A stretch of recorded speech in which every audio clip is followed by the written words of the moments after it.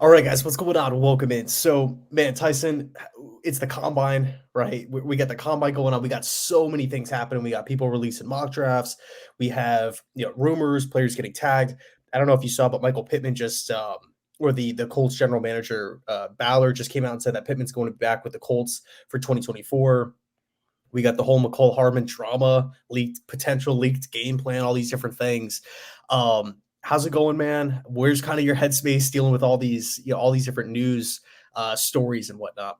Well, Combine Week gets crazy, man, because news comes out fast and furious. You see the Mike Evans things with the Bucks, where the Bucks are creating cap space too. They want to keep him in Mayfield. So many things are going to happen this week. You're getting players released. You got Tomlinson getting released. So we have a lot to cover, man. I feel like I haven't talked to you in like 3 weeks. Like, does this seem like a long time? It's been like a week, I think, right? I think so, dude. I think so. I mean, yeah, I think we talked about free agents and stuff like that on the last one. But I know you had the fundraiser that you wanted to bring up and talk about. So yeah, let's hear it. Yeah, man, I appreciate it. So March 22nd to the 24th, I'm doing a version of the David Goggins challenge, but actually a lot harder. 5 miles every 4 hours for 48 hours. So it's 60 miles in 48 hours.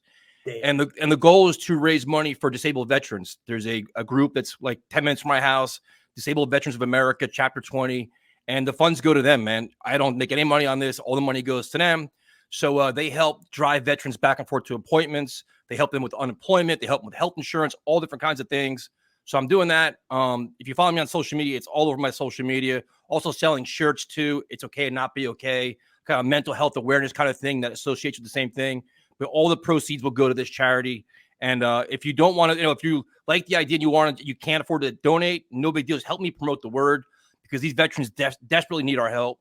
And that's really it, man. So I appreciate letting me mention it, man, because I'm just always like pushing on social media, but it's something near and dear to my cause. And people have already donated a lot of money, man. I cannot be more appreciative.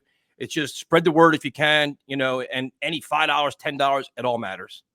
Yeah, dude, for sure, 100%. And all the links to everything that you mentioned is good. That all that stuff's going to be down below in the description box. I appreciate it. So yeah, no, hopefully, man, dude, what was it again? 5 miles. It's yeah. So I start at 5 o'clock on Friday the 22nd, and every 4 hours you got to do 5 miles. So I end at 1 o'clock on Sunday.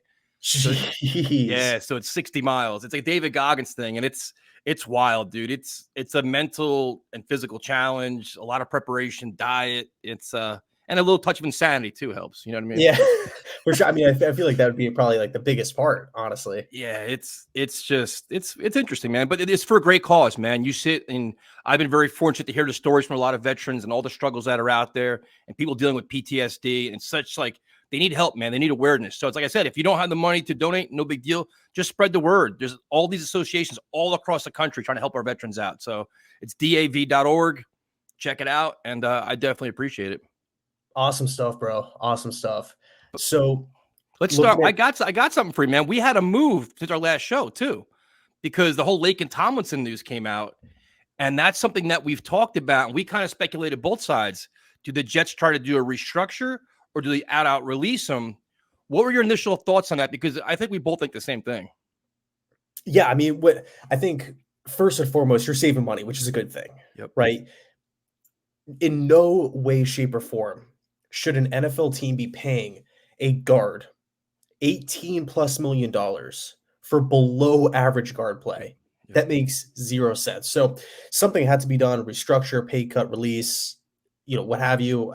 The trade was virtually just not even realistic, but you had to do something there. And the pro is Laken is good in the locker room, right? Supposedly he's a leader, he's a veteran, fits the system, he plays, he's durable. And it also lessens the burden for Joe Douglas at free agency because now, he's tasked to find another starter on the offensive line. He's been here since 2019 and he hasn't figured out the offensive line. Now he's supposed to land 3 offensive starters and depth and backup quarterback and help at wide receiver in one off season. It's going to be pretty tough, but at the end of the day, we do have that extra $8 million in cash to potentially put to, another guard or what have you, or even if the Jets want to target a center like Connor Williams from Miami. Yeah, you can move Tippmann over to guard. Like there's a bunch of different ways. We're not stuck by any means, but it does give Douglas one more task, if you will. That's kind of my take. Yeah, I agree. I mean, the $8 million you save, you could apply to another player who's probably going to be an upgrade over Tomlinson. That's the way I'm looking at it. But it's an indictment on Joe Douglas, man. It was a big free agent signing and a big miss. You combine that with the miss on Becton, and now you have all these holes, man. And it's like the Jets are looking. You said it yourself. You got to find 3 starters this year to play this year. Connect this year and put together a formal offensive line. That's not an easy thing to do. And there's a lot of questions after this now. So now you have, he's gone at left guard. I think guards may be easier to find than tackles in free agency. So just speaking of AVT, you talk about where you want to play. You want to play him at left guard. The next decision the Jets have to make is picking up his 5th-year option by May 2nd. And it's an interesting case because we all love him, dude. Versatile player, good leader, good teammate, probably the best offensive lineman when healthy. But the when healthy is the big caveat, man. Missed 7 games, missed 5 games last couple of years. What do you do there, man? $15 million guaranteed next year? Or do you say, you know what? Play out this year, bet on yourself. If you have a great year, we'll talk contract. We can maybe talk franchise tag, but how do you handle AVT with this option?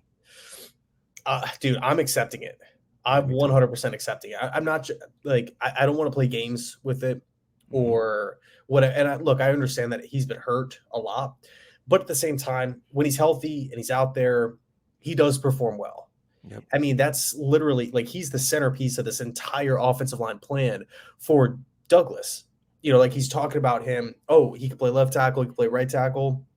Like if we don't have a guy like that, then our plan would be completely different going into this offseason. So, he's a homegrown guy.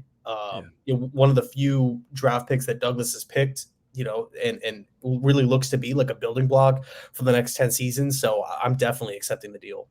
No, I'm accepting it too. I said that wrong. He actually played 7 games and played 5 games last 2 years. But yeah, he's arguably one of your best players when healthy. You got to figure they're fluke injuries, and you hope that they don't go again. I take the shot with him because if you get him next year at $15 million, it could be a bargain based on where he's playing, how versatile he is. But the other guy that's really interesting too is Tippmann, because you talk about where do you want to play AVT. The same question is being said about Tippmann too, because you're seeing all these mock drafts. Like the Jets can go draft a center. They can go out in free agency and get a center, move Tippmann to guard. Like, where you think left guard is good for AVT, what do you think Tippmann's best spot's going to be? I think it's center. I think also too, it's a lot harder to find like a franchise center than it is a guard. Yeah. Like over the past couple of seasons, you think about the centers that have stood out, like Creed Humphrey. I mean, Joe Tippmann was considered like the number one center in last year's class. So with JMS, yeah. Right. I think I'm not going to rock the boat. Just play him at center, figure out a position for AVT, and then you just got to fill in the rest. That's kind of I feel like it's also easier like that too. Yeah, because you're seeing it's like right now, it's like everybody's trying to find their easiest way to rebuild the Jets offensive line. Do you go out and sign a Cushenberry? Do you go out and sign a center? You move Tippmann to guard. Do you bring back McGovern? Like you're trying to figure out what's your best 5, and it's going to be you figure one of those are going to be a top 10 pick. It's going to be your first round draft pick as well. Where's that going to be? This is so fascinating, dude. And while it could be fun and exciting to talk about it and debate and argue about it, it's like you also figure out how much change is going to happen, how much coaching has to happen to learn the scheme, become good communicators to start week 1. And it's a lot to ask in a win now year, man. And that's especially when you hear all the rumors about Hackett and all the problems they've had just in practice and everything. Yeah, I mean, it's such a big, I guess, point or key. Like, you got to have chemistry on the O-line. Yep. Like, and that's, I think, one of the downfalls of this past season. It was like they were changing these guys' positions, like, literally week to week. Yeah. And, dude, in training camp, they were changing their positions every day. Yep. It's like, how do you expect somebody to, move forward in one direction if you're asking, one day you're going right, one day you're going left, one day you're going back, one day you're going forward. It's like, it's just not a solid plan, in my opinion. I get it for the backups, or like the depth pieces, whatever. But for your starting 5, you can't be messing around. Like, just, all right, we'll see how he does here, or we'll move him over there just to see. Like, you got to have that knowledge beforehand, in my opinion. So where do you think, just on this free agent class, where do you think you can get the best bang for your buck? Would you think it's going to be at the guard positions? A couple good guards out there, some young, some old. Or do you chase those big offensive linemen off tackles who have some wear and tear, a little bit older, and have some concerns? Like where are you spending your money in free agency? So for me, dude, like now that Laken's gone, and it's going to sound like maybe a bit ridiculous or unrealistic, but it's just this is the position that we're in. I'm signing 3 offensive linemen and drafting 1 at 10. Now, however the combination works itself out, then I'm fine with it, right? But that's kind of my game plan. I'm not subscribing to the idea that we got to sign Bakhtiari and that's it. Yep. Or we just got to go sign Kevin Zeitler and that's it. We'll figure out the rest. No, we're not. I'm not doing it. Right. I'm signing a one starting guard, 1 starting tackle, and 1 backup depth piece. And then I'm going to draft whoever it is at spot number 10 or a potential trade back. Right. So, for example, if they want to sign Bakhtiari, they want to sign James Hurst, they want to sign one of these top guards on the market, Kevin Zeitler, whoever it is, Connor Williams, like we talked about, Andres Pete from the Saints, Ezra Cleveland's going to be out there, Dalton Reiser is going to be out there. Like there's some solid guard options. So, like I said, 1 guard, 1 starter, starting tackle, 1 depth option, and then you're going to draft the other tackle, in my opinion, right? So if we go out and sign like Mike Onwenu, then I'm going to be targeting left tackle. Hopefully Fashanu falls, or we trade back and go with like Jordan Morgan or something like that. No, and I agree. I'm spending enormous money on free agency, and I'm going to be ultra aggressive. I overpay. I don't care. Desperate times, desperate measures. What are your thoughts on Cam Robinson, who's interesting with the Jaguars, where it's like, all right, they got a plethora of offensive linemen. They got a surplus, which must be nice. He's making a ton. He's making a ton of money. Do you think he becomes available, and do you make a move for him? I would actually look into that. I don't know how much he's going to be looking for. If the Jags cut him and make him a cap casualty, I believe they'll save 17 mil. Yep. So, man, like to me, that's pretty likely, especially if the Jaguars have to figure out Josh Allen, potentially Calvin Ridley too. And the Jaguars are winning now as well. So I think I would be all in on Cam Robinson. I don't think he's like the top tackle in football or top 3 or top 5, but he plays, he's durable, he's consistent. Pass protection he's a really solid pass protector, blocks well in the play action game. Run blocking is where he struggles, but it's not like we're going to be able to find like the perfect left tackle, the perfect left guard, the perfect right guard in one off season, especially when Douglas has had literally 5 years to figure this thing out. So yeah, he's intriguing, man. Like there's all these guys out there where it's like, slowly but surely there's options. Just about how aggressive are you going to be? And can you sell your program, which is the most important thing. It's like, all right, if these guys are, I think the older players, you may have more of a chance because they're going to be shorter contracts. They may want to play with Rodgers, chase the ring. The younger players, you got to sell a vision in the program. That could be harder to sell because if I'm signing a 5-year deal and I only have 2 years of Rodgers, those other 3 years, who am I playing with? You got to, it's the older guys, you may have a better chance, but Joe Douglas, he knows what his job is. He talked about it today, obviously. Offensive line is paramount. And then you look at the wide receiver group, which, depending on what you see, the market's dwindling, dude. It's like, and this is our fear, was like all these big names are out there, T. Higgins and Pittman and Mike Evans. Slowly but surely, they could all be gone before even free agency starts, where they're either tagged or get re-signed. So, again, Calvin Ridley, is the name that everybody keeps talking about. But the more I think about it, and we talked about this about 2 months ago, is we may be getting lesser tier guys, and it will still be fine. Like your Tyler Boyd, your Curtis Samuels, guys like that, because that's going to be the best bang for your best value you can get, because the top guys either aren't available or going to be grossly overpaid. Yeah, dude, 100%. The good news, though, it's like with offensive linemen specifically, I haven't seen one guy get scooped up. Nope. So that, and I think if we just build a great offensive line, everything is going to benefit. Yep. 100%. We all know how good Garrett Wilson is, right? Yep. But think about how many times last season we were watching games and they were like, they couldn't even throw his way because Zach had 1 second to throw. Yep. Or we're constantly in 3rd and 11, 3rd and 10, 3rd and 9, 3rd and 11, 3rd and 12. Everybody knows the football's going to Garrett Wilson, in these 3rd and because we can't run the ball because we don't have a good offensive line. Yep. So I think Rodgers, he's going to make wide receivers better. I still definitely want to add to the room. Yep. And I also want to get your thoughts on Valdes-Scantling, who was released today as a potential depth move. Yeah. By that reaction, I don't think you'll like it, but go ahead. No, I mean, he drops a lot of passes, but so does Alan Lazard too. So he'd fit right in, man. Bring them all in here. Like, all come here and drop passes and not play. So, I mean, listen, you need talent. Is he an upgrade over Cobb? Is he an upgrade over what we probably have? He's okay, but it's just, I don't know. I mean, I'm just so down. I think I'm just so bitter. And the whole, once you hear he's got ties to Rodgers, he played with Rodgers, you're like, well, that's a fit. He's going to be here within, a month. Yeah. Right. But what are your thoughts? He drops a lot of passes, man.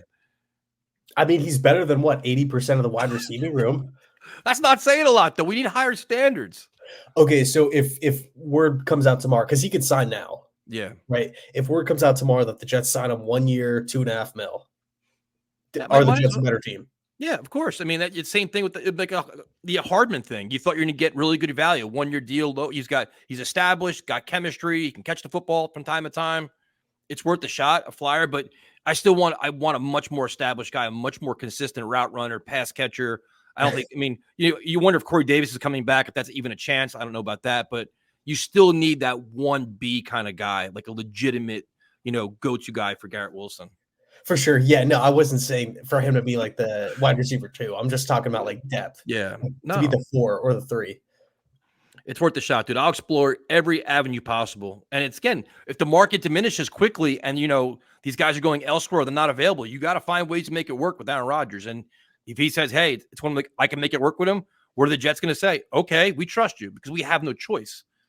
So but now, is there going to be a scenario where the Jets, like, ideally going into the draft, you want flexibility where you're like, we're not forced to go offensive line or the first round because we addressed all our needs. I honestly think that no matter what they do in free agency, they're not going to be in that point going in the first round. I think no matter what they do in free agency, first round still has to be an offensive lineman because you need at least 3 of them plus depth. And that's how to do it. I respect the whole Carter Warren argument. Like, well, he's got good potential, stuff like that. I'm not counting on him for much this year. So it's like, right? Isn't the first round almost a lock offensive lineman? I can't see a scenario where it's not now with Tomlinson gone. For sure. I mean, a lot of people have been talking about like Bowers at 10. Yeah. Yep. Like Mel Kiper just dropped his mock draft. He had the Jets passing up on Fuaga and Olu for Bowers. Both of them? Oh my God. Could you imagine? But then the question is, like, he can say that, but what did the Jets do in free agency then? Like, what got them to that point where they felt that comfortable to do that? Yeah, I mean, another thing too that I've just been kind of losing sleep at night about is like the idea of the Jets just maybe signing a bunch of cheap veterans and just like loading it up. Like, for example, Bakhtiari, cheap 1 year deal. Donovan Smith, cheap 1 year deal to back him up. Yep. James Hurst, cheap 1 year deal, who could play guard or tackle, right side or left side, as opposed to just bringing in like Mike Onwenu or something like that, like a big money guy. I mean, what's kind of your take on that? That's my fear. That's honestly my fear. And that's why, like, when we talk to people, like, dude, you are so negative. I'm like, it's not negative. It's what's the perception of the Jets all across the NFL? GM on the hot seat, coach on the hot seat, Aaron Rodgers, hopefully 2 years, could be 1 year. If you're a free agent, you're going to get a big contract. Do you want to come and play here? And early on, the Jets, you're going to know the Jets are going to pay the Jets tax. They're going to overpay to get guys in here. But if that doesn't happen, your plan B and C may not be one we like, dude. And it may be like, you know what? We're going to have to get the lesser players and coach them up and hope Aaron Rodgers is that good that he can overcome the talent discrepancy. That's the concern, dude. Like, we love all these names we keep mentioning, but how do they feel about coming here? Do they actually want to play here? Yeah, and like Douglas was talking about today at the Combine about him liking the culture and him, despite the losing, saying that we have a great culture and whatnot. I disagree. But then again, you can push back and say, well, what else is he supposed to say? It's easy. You know what he can say? You know what he could say? Things that are happening here are not acceptable. We got to change a lot of things to change our mindset in the locker room to be a lot better of an organization. 13 years, no playoffs is unacceptable. How about that? Let's stop giving off this everything is fine vibe. We're so good. Everything is great. Oh, you lost Hogan and Alexander. Oh, but our other guys are so great. We had the best everything in the NFL, and the Jets can't make the playoffs or win games. Like, I'm tired of hearing it, dude. Like, he's in a tough spot because we're all out to get him. Like, nobody's happy. We're tired of all it, and every word he says is getting scrutinized. But at least have a sense of urgency, be a little more firm, be a little more angry. You had one of the worst seasons in terms of expectations, like the most disappointing season ever in the history of your organization. Have a little bit more, You know what I mean? Just something in you where you're like, you could tell he's angry, but he's not. It's just, oh, we're good. This is great. We're fine. Don't worry about it. And we talked about the culture. I was right putting my head through the screen. I'm like, what culture is this? Your culture is justifying losses and justifying excuses. And that's it. And now you're on the brink of losing your job unless you have a complete home run this year. Yeah, I mean, it's not only just that, it's also enabling losing. Well, yeah. Like, it would be one thing if the Jets signed 5 backup quarterbacks and they all didn't work out. Yep. At least Joe Douglas can go down with go down swinging, right? But he's striking out looking, not even trying. No Carson Wentz, no Joe Flacco. No, we're not going to trade for Minshew. No, we're not going to trade for Mariota. All these different guys. Nope. Wilson's QB1. The plan was to redshirt him, but he's the guaranteed backup, which we gave him the guaranteed backup job in March. Like, I just want this team to be ran like a professional organization. Yeah, and that's teams like Baltimore and I mean, even Buffalo to a certain degree.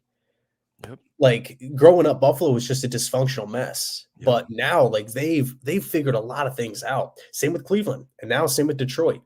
Why can't we do that?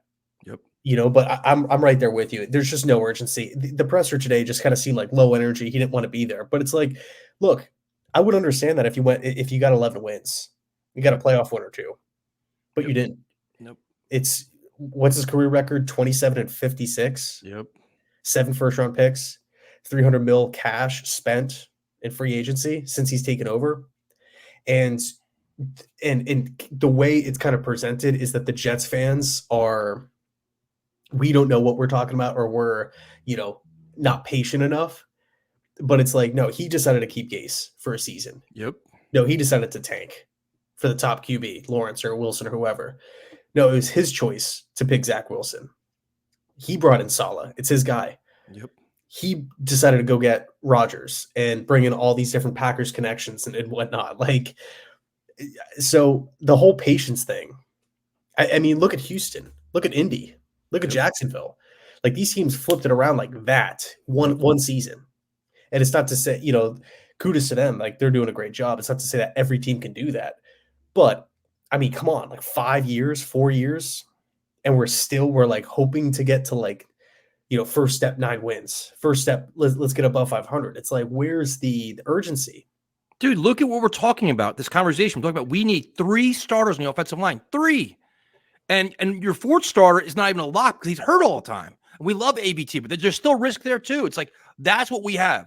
Like, he inherited a bad offensive line, and look where we are right now with more questions than answers, and we're in complete desperation mode. So he looked defeated today, in my opinion. I was like, man, you're just talking whatever.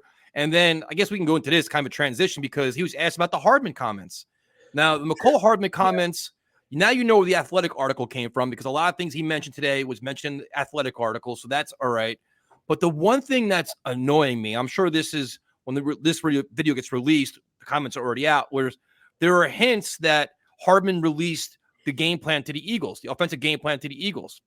If that is indeed true, which I have a feeling it is, how is he not cut immediately? If that is true, how did the Jets keep him in the locker room and say, you know what, we're going to negotiate a trade to send him back to one of the best teams of football where he came back from? No, he should be cut immediately. Like that, the minute you find out, you're gone. That's it. No questions asked. Take care. Am I wrong here? Or am I missing something? No, and it goes back to culture. It's like, what are we doing? A good culture would be like, oh, we just had a player who's not only supposedly leaked the entire offensive game plan, but is also texting or communicating with the Chiefs general manager about a trade. Like, no, I'm right there with you, man. It's just the culture's got to be fixed. Like, are stories like this coming out about, well-ran teams? No. This is what losing does, though. This is what losing does. This is when you start having scapegoats and people get blamed for things. Everybody's going to leak something. Salah will leak his own stories. Douglas will. Everybody's trying to protect themselves because they know the spot they're in. And that's why you have a press conference like today where you're like, man, he's not going to tell us a lot. You want to hear some kind of more where he didn't give you an answer on ABT's option. The next thing is the whole Bryce Huff thing where it's like, now, according to Connor Hughes, he may be getting less than we all think, which is interesting when the salary cap number's gone up so much. So to me, it's like when you have the need for 3 offensive linemen, you need a backup quarterback, you need another wide receiver. Even with the increased cap number, do you still have the ability to still get Bryce Huff at a lower number, or do you think it's a foregone conclusion that he's going to be gone? Because he said himself that he's going to the highest bidder. Yeah, I think he's just going to go for like 14 to 16 mil. Do you pay it? Say what? Do you pay it? Well, you got the cap bump, right, which is huge. And we've talked about it over and over and over. Like, can we please keep our homegrown players right, that are actually good? You know, I would try to get something done. Yeah. But I will say this, like, if they do bring Bryce Huff back on like a 3-year deal, 4-year deal, whatever it is, then like Jermaine Johnson, Will McDonald, like we've just invested so much in the first round in defensive ends who are just going to be in rotation. Yep. Which is again just kind of poor roster management in my opinion. And it gets interesting too if Salah leaves next year, then you have these 3 guys and a whole new defense. And the guy coming in, will he even match his defense? Will he need these 3 guys? The money, it's like that's why having this limbo year could be. It's like you're selling your soul for this year. He probably gives you a much better chance to win this year because you know what you have in him. But you also have the need to spend money in so many other places too. So I like to see him stay because I think he's a really good player and it takes pressure off Will McDonald. It also allows you to have, if Jermaine Johnson, God forbid, gets injured, you have that depth. You have those rotational guys. Because I don't think you can just say, you know what, we can go draft another guy.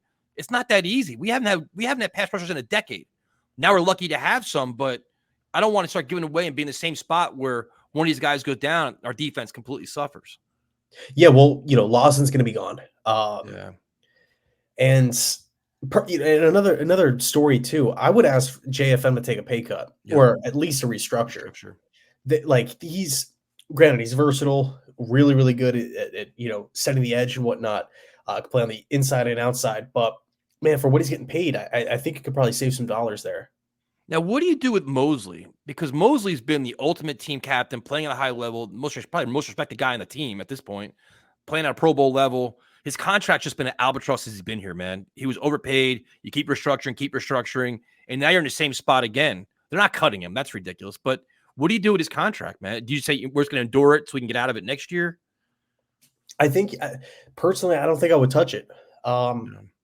At the end of the day, he's been one of the constant producers of this Jets defense. He's been a leader. He's been a professional. He's been a great teammate. He's never thrown anybody under the bus. He's a veteran. He knows what winning looks like coming over from Baltimore. I'm not going to, as the organizations, from their point of view, I'm not going to approach a guy like that and say, hey, we're going to need you to take a pay cut, or are you open to a contract restructure, because we continue to fail at managing the finances. Yep. Which is also why I'm not going to be approaching Quinnen Williams or Quincy Williams. Nope, me neither. But like Uzama, before Laken, guys like that. Dwayne Brown before that. Like it's understandable to approach those guys because their play is not matching their production. Nope. I think Uzama is going to be gone. I think he's going to probably get cut. But then you could also extend some guys too. You get DJ Reed, maybe Conklin, Michael Carter. You can do things, but there's ways to manipulate the cap. But I completely agree about JFM 100%. They'll have cap space, man. They're gonna have plenty of chance to make moves. Maybe Rodgers will help out again. Who knows? Because I think he knows that they're in desperation with cap space. But the other thing too, it's like you wonder if you don't do like who else? I was trying to think of the name. Oh, the Zach Wilson stuff today in the press conference. No secret. I think they made this arrangement, week 14 of the season, where they're letting him seek trade partners. Now, to me, it's only a matter of time how this gets done. But the compensation, I don't know who's going to trade for him. It's going to be what? Maybe a swap of like late round picks. And like, you're not getting much more than that for him when you know the contract, the player, he wants out, the team wants him out. I don't see much value at all with him. Yeah, I would say, and also contract too. I would say probably the absolute best case scenario, a 5th round pick. I'd be shocked. Best case. But that's like, for example, maybe if you trade them after the draft to a team that missed out on their quarterback, they don't have a young quarterback like Minnesota or the Rams or something like that, right? Maybe they want whoever, McCarthy or Jane Daniels or somebody like that. They miss out. Yeah. And it's like, man, we really want a young developmental guy. We want one guy to sit behind Kirk.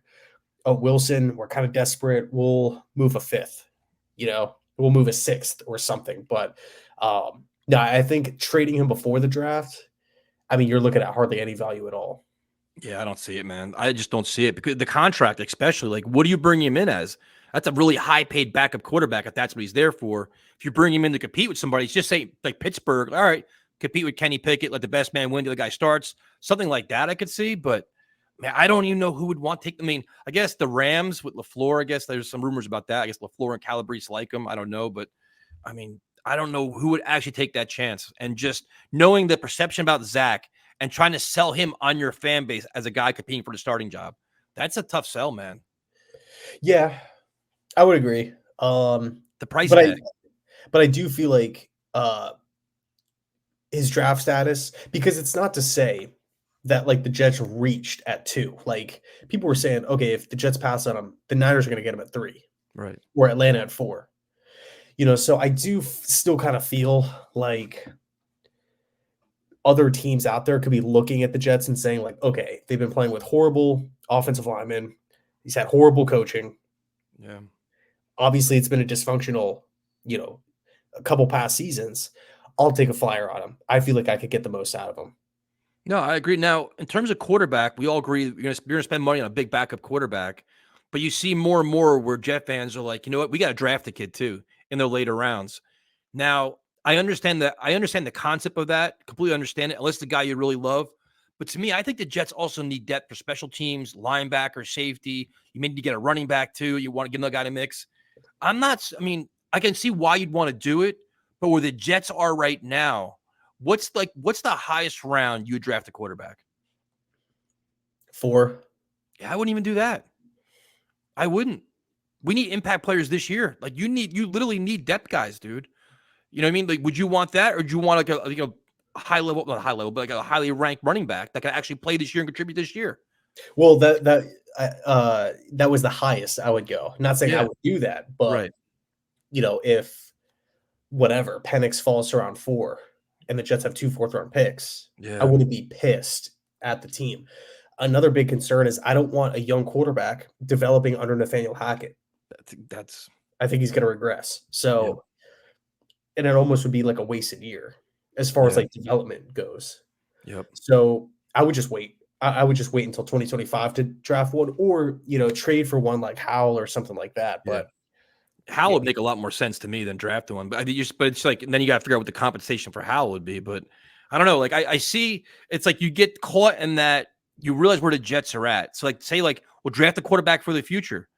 Does Joe Douglas even have that mindset? Is he even worried about that? Or he's like, you know what? I need to get contributors this year. Like, look at last year's draft class.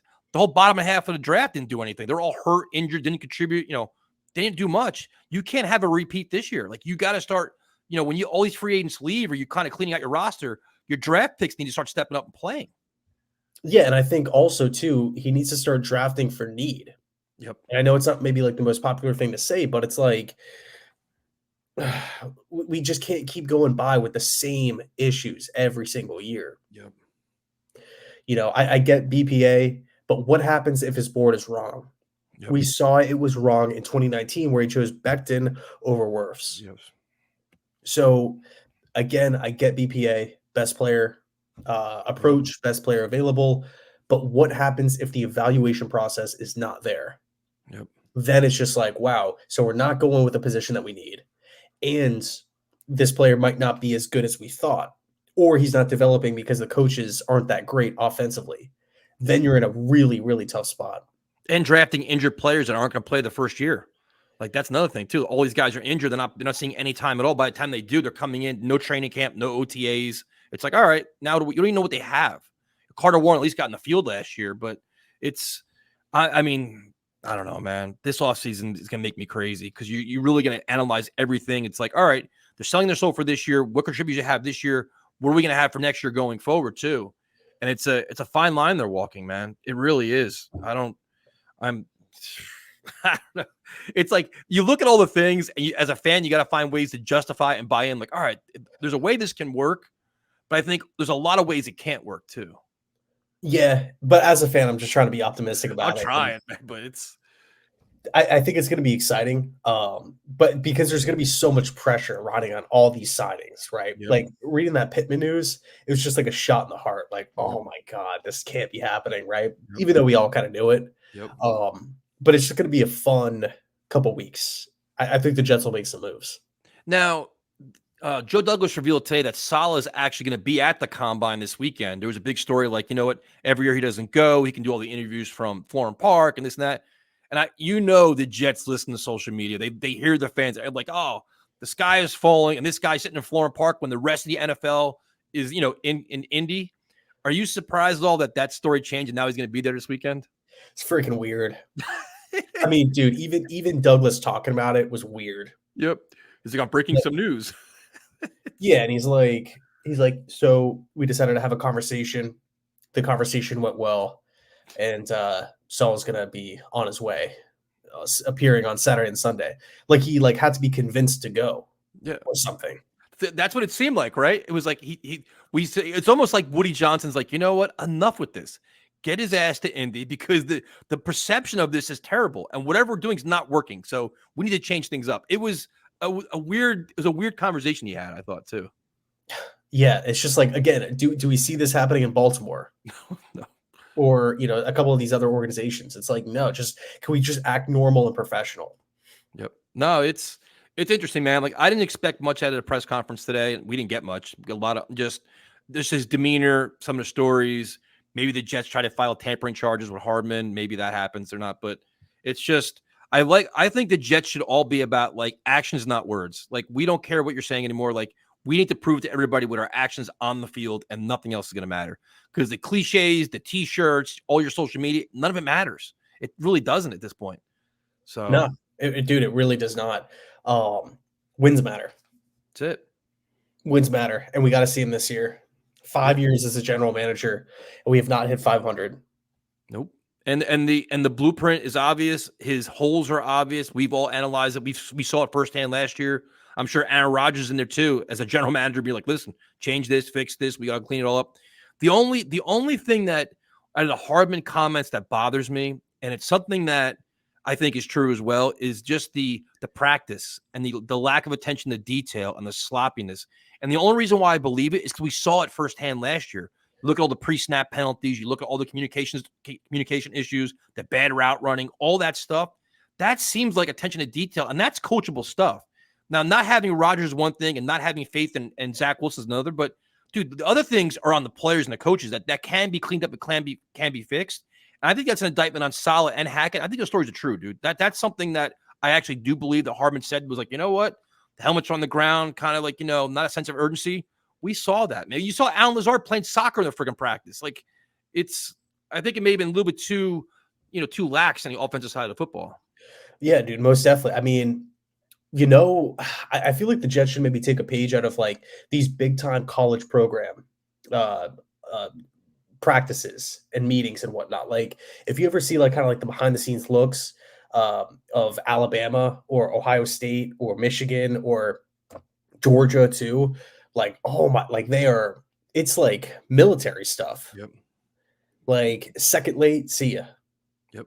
Like it's really, like black and white. Like, players know exactly what to do, and it's just tidy, and there's no slacking, and the urgency is at an all-time high, super, super early in the morning. And it just kind of felt like the Jets just didn't have that. And granted, I wasn't at Jets practices and stuff like No, that but you throughout could the see week, it but though. you could see it. I think, like he said, I think they banked on Rodgers to be the commander of the ship. Like, he's going to clean everybody up and hold everybody accountable. And once Rodgers was gone, they all were like, well, we had no leadership. And then they all kind of just went chaotic. But that's a huge indictment on the leadership of his coaching staff, dude. It really, really is. And it's concerning. And the thing is, I was fortunate enough to, when Parcells was the Jets coach, I went to all the practices. I was there all the time. And it was down to the second. Guys weren't on time. The guys were early. You know what I mean? There was a sense of fear, like, we're going to do this right. And if we don't do it right, we're going to do it over and over again until it's done right. Now, the rules of practice are different now because of all this new CBA and stuff. But I've been to the practice under Salah, and it's just like, all right, the sense of urgency doesn't seem like it's always there. There's some fire, there's some not. And, if he's kind of hands off with the offense, like the defense has their program, but If Hackett's more hands off, not as aggressive, Salah's got to step in and be like, we're making the same mistake over and over and over. Fix this. Like now, we'll do it until you fix it. And I don't know if he does that, if he takes that much control over the offense. And now they're saying he may do more of that this year, but he should have did that last year, right? Like it's those coaching things that put him on the hot seat. Dude, I think the bottom line is fans want to see the coach, the general manager, the offensive coordinator care as much as them. Yep. We're not getting paid to support this team, right? But you got guys making millions of dollars. Like we haven't seen the urgency. We haven't seen the fire in pressers. We haven't seen the fire on Sundays. Occasionally we do, but not to a consistent amount, right? Like not to the point where you're like, okay, like, wow, this coaching staff is really maximizing players' talents. They're really, making everybody better. Yep. No, that's the thing. It's just not there. They look like they lack discipline. They lack leadership. And it's over and over and over. Sloppy, bad penalties. This is all controllable stuff. And it's not improving. Like I said, like the Jets sometimes act like they've actually accomplished something. Like Joe Douglas has won 12 games already here. And Salah's won 10 games already. Like you haven't won anything here, but they act like today he acted like you did at some point. Well, the culture of this. No, you really haven't won anything, man. And that's why me as a fan, that's why I get so mad.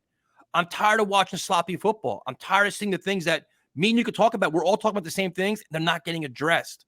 And these guys are making millions of dollars to do their job. So we'll see. I'm hoping that all this, Salah's a really smart man. He's a good person.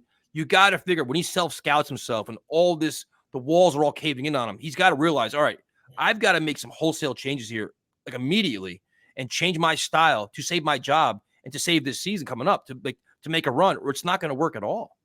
Yeah. Like having the mindset of like, this is my team. Yep. I'm turning this thing around. Yep. I'm going to do what I want.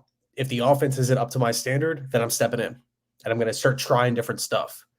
Yeah. And you can ruffle feathers, dude. Like, well, the Giants, they get more positive headlines or whatever it was, or we're caring too much about the external crap. Who cares about that stuff? The ultimate focus should be the record, the win-loss record. But it just doesn't seem like that's been there. No, you want to see the sense of urgency throughout the organization. Like Woody Johnson's starting to say it, but no, we make these wholesale changes. And when things get rough, call out Hackett, call people out. If you got to piss off Aaron Rodgers, piss him off. But somebody's got to take the reins of this ship and straighten it out and make everybody better and have a higher standard here, because it's not going to, what they're doing now is not going to work. It's not. And when you a lot of Hardman stuff you don't buy into, but there's other things, other rumblings that you're seeing it. And it's been consistent throughout this offseason where it's all on the offensive side of the ball, which is bothersome, especially when you keep everybody. The guys that left weren't big contributors. Downey's still here. Carter's still here. Hackett's still here. Did they hire a quarterbacks coach? I don't think they did yet. Did they? Nope. So no, we brought in Jefferson and Deuce from Tennessee. Yeah. So we'll see, man. Yeah, we'll see. We'll see. Yeah, I think we honestly covered a lot. So how the hell did you get sick, man? You live in Florida. You have nice weather down there. Dude, so I've been living over on the East Coast for past couple months. It's been kind of crazy. And bro, I've been sick like 2 or 3 times, and I get sick like once every 2 years. So I don't know what's going on with the water here or something like that, but I got to get back to the West Coast. Well, feel better, man. 'Cause I can see you're struggling through this. I can see it. So I appreciate you going through, because I can see you're sneezing, your eyes are tearing. So I feel bad for you, man.